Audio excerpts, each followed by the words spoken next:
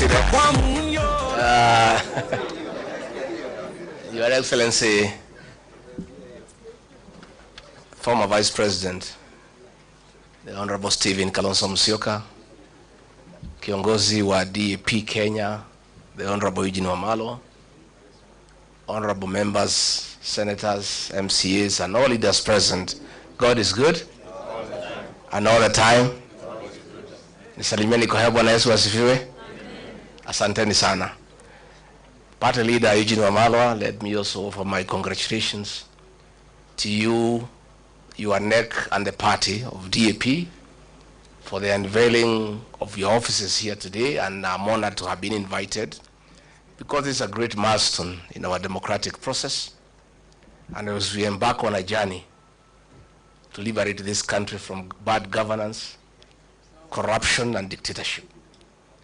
And I am very elated to join this team of distinguished leaders in this country who have played a significant role in our democratic process. I have come with many senators and members of parliament who we work with as a way of showing our solidarity with this team. I want to give my commitment and that of my team and our supporters, and there are many, they are in millions, that we are part of this team and we'll walk this journey together to liberate this country. And we shall make whatever sacrifices necessary to make sure that William Ruto is a one-term president. People have short memories. President William Ruto has a very short memory. This team here, we sat with him in my house and we assured him that he'll be president and we'll do whatever it takes to make sure he is president.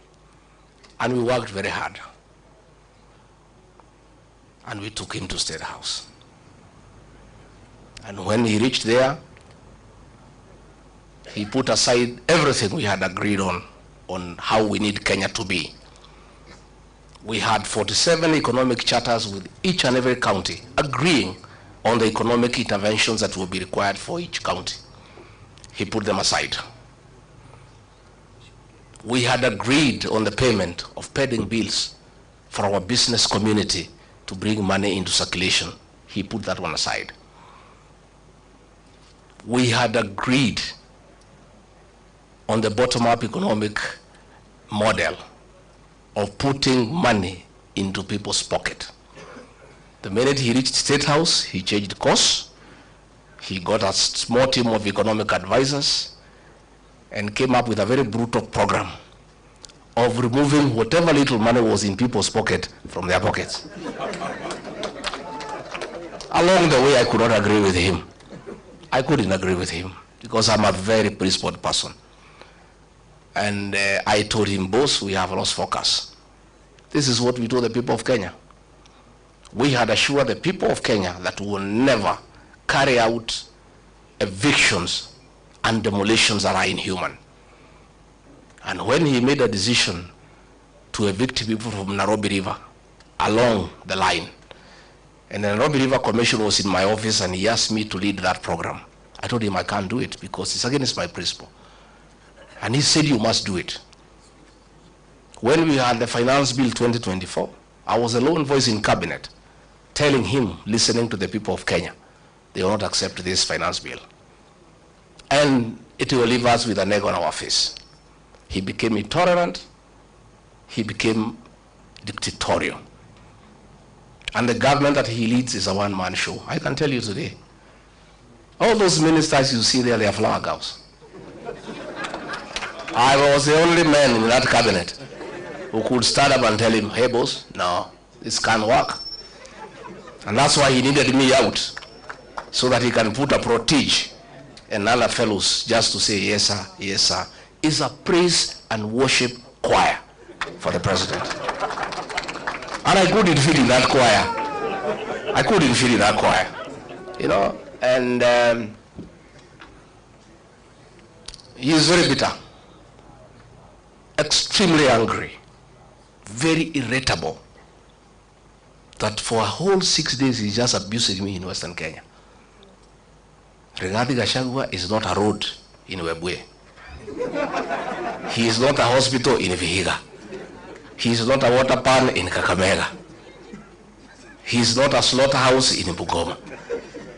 President of the Republic of Kenya has gone to Western for 6 days, just talking about Rigathi Gachagua, occasionally Kalonzo Musyoka, because he's bitter that his voting bloc, the one that made him president, the Mount Kenya bloc, is gone and gone and gone forever. And I told him, it is his own undoing. I told him, don't touch the mountain. See the Bible. If you read the Exodus, I told him, don't. Many times. But it's because he has some young MPs he moves around with.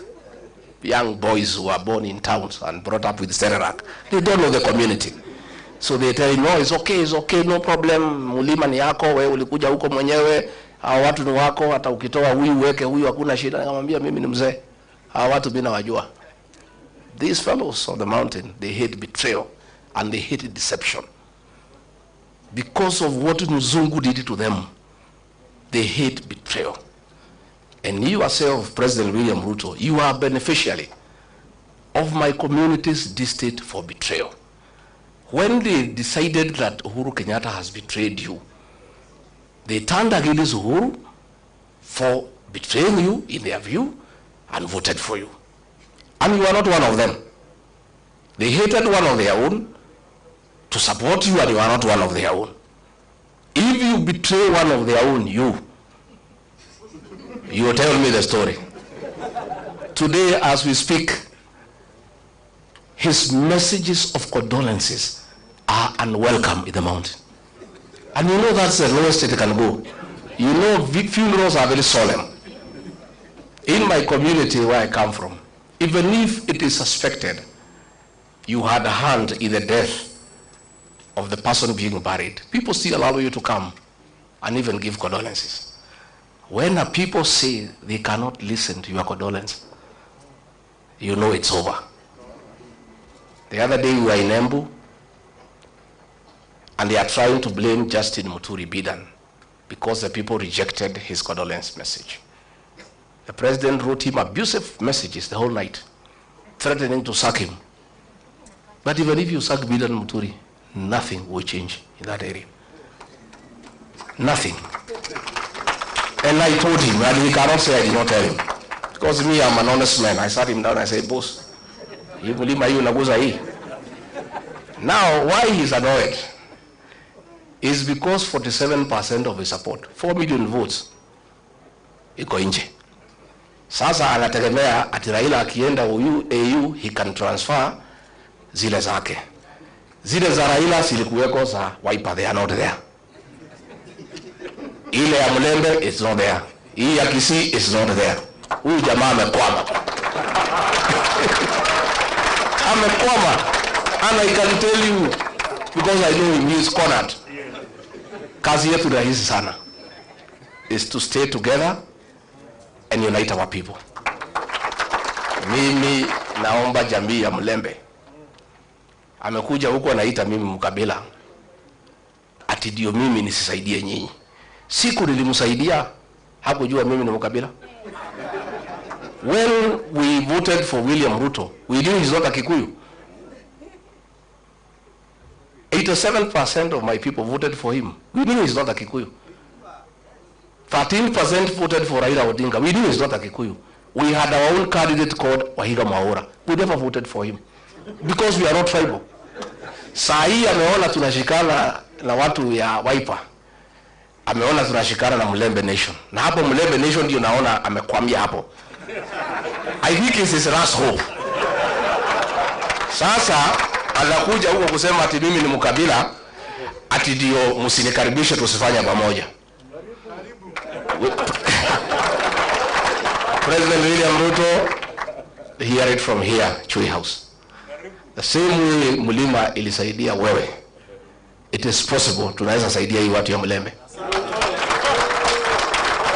It is the same way tunaweza saidia huyu Kalonzo. Na sisi hatuna contract na wewe. Deni yetu na wewe we had intended to pay you in 2 installments. Tukakupatia the first installment, ukagusa mlima. Hiyo deni ikafanya nini? Kaisha.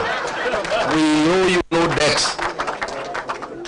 So, anaenda pale Western, anasema tumefukuza huyu Rigathi Gachagua, and he is corrupt.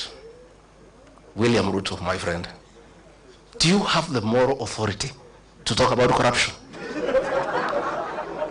And we sympathize with you because juzi kumekuwa na opinion poll on the most corrupt person in the world. And we are unhappy that you are rigged. Instead of giving you number 1, they give you number 2.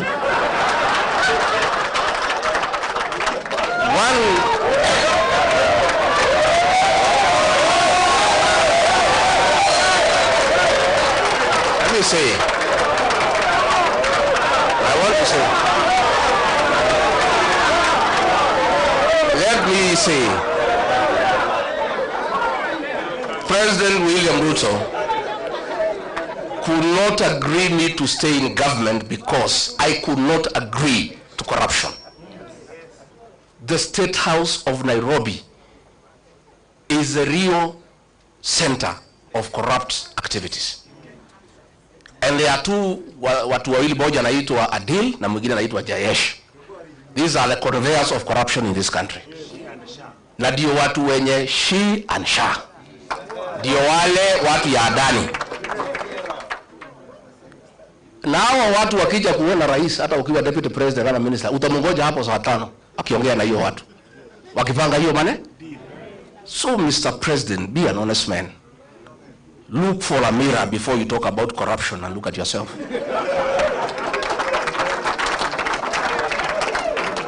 If you think the people of Kenya are very intelligent, Rigathi Gachagua has not been associated with any scandal in this country.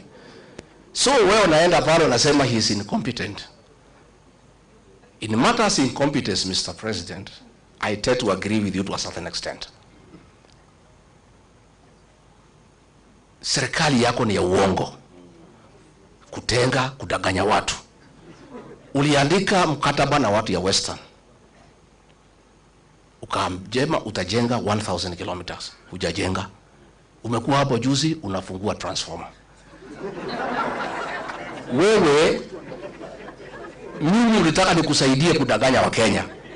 In matters kudanganya wa Kenya, Mr. President, I'm incompetent. Absolutely. I accept. Because hiyo alikuwa anataka tuende ku-launch barabara na anajua hakuna budget, tukitoka matinga inafanya nini? Sasa hiyo ndio kazi rais anataka nimsaidie. Ndio anasema huyu haelewi programu za serikali. Sasa kwenda kupeleka matinga ukijua hakuna kazi inafanya, hiyo ni programu ya serikali. He was telling me to go and defend Adani. Tulikuwa na Eugene Wamalwa, huyu mheshimiwa, na Onyonga kwa mazishi Kitale. Huyu Onyonga akaamuka, akalima serikali mambo ya Adani, na mimi nakaa tu pale. I don't want to nod because I'm still in office. That Adani thing is the worst form of corruption in this country. So mimi nilipoamuka, I never responded. So one of the PAs ya mkubwa akanipigia simu. Mtu yuko huko, mtu ya Saturday 6. Wewe ni deputy president ya sangapi? Maana ya deputy president, you speak last. Dio ile maneno yote iko baya serikali ukanu. Kwa nini huyo Nyonga alilima serikali mambo ya Adani and you are not defending? Nikamwambia I cannot answer you. Tell your boss to call me. So president amenifikia, nimemwambia mimi siwezi. That thing is corruption. I cannot defend it, Mr. President. I cannot. That is why he is saying I was not defending government programs. Sasa corruption, is it a government program? So wanasema ati I'm incompetent. Hii mtu hakuna kitu anaelewa. Sasa kama serikali ni wizi tupu, sasa what is there to defend? Walinipeleka Senate ati nimekataa watu watolewe Nairobi River.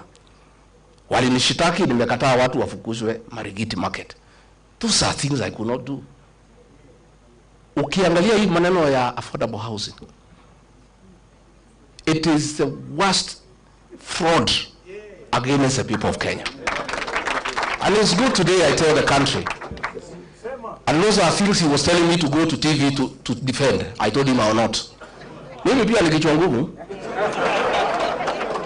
That housing, initially we believed in the president. That ni ya kuleta ajira, nini, maneno kizungu mingi, we looked okay.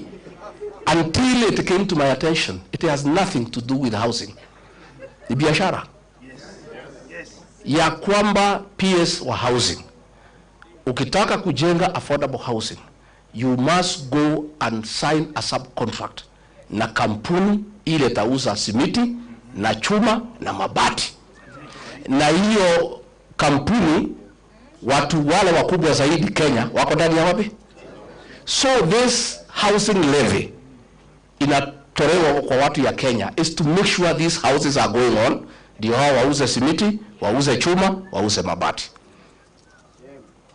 That is what the president is accusing me of not understanding and being incompetent.